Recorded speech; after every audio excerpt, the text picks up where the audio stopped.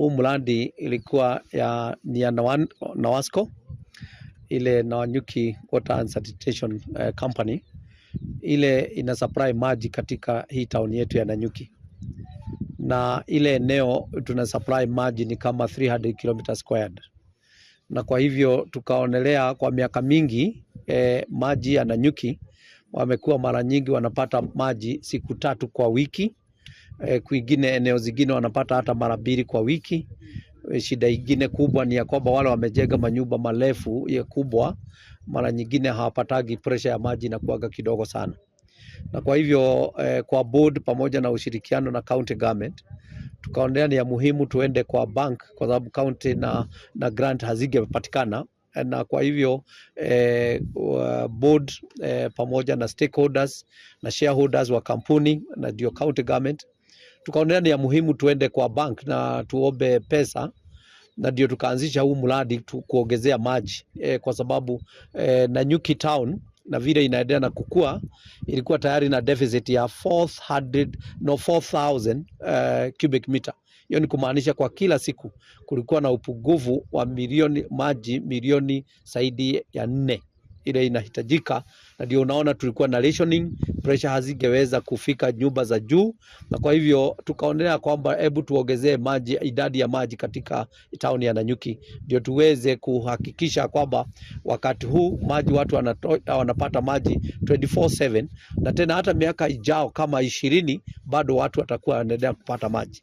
Na kwa hivyo tukatengeneza bawa, tukatengeneza ile kitu tunaita a common water intake, ile haijawahi kufanywa katika nchi yetu kwa muda, na kwa hivyo tukachukua hiyo nafasi kupitia pesa ya kukopa na tukafanya common water intake. Ile tumesaidia hata kaunti zingine, tumesaidia kaunti ya Nyeri, tumesaidia kaunti ya Meru ya kwamba tumewashia gate ile wanaweza pata maji na wapeleke kwa project zao, na kwa hivyo yetu tuko na maji tunaleta Nanyuki, na kwa hivyo kupitia huo mradi tumeleta maji zaidi ya milioni 6 kwa kila siku ile itakuwa inaingia Nanyuki. Kwa hivyo hiyo maji hiyo tumeleta inaweza kusimamia sasa. Wakati huu tunataka kuhakikishia watu wa Nanyuki, wakaji wa Nanyuki, ya kwamba atakuwa anapata maji 24/7, na hata pressure, hata ukijenga nyumba ya gorofa 15 maji itaweza kufika kwa ile gorofa ya 15 ikiwa na adequate pressure, kwa sababu maji ni nyingi, na hata miaka ijao kama miaka 10 ijao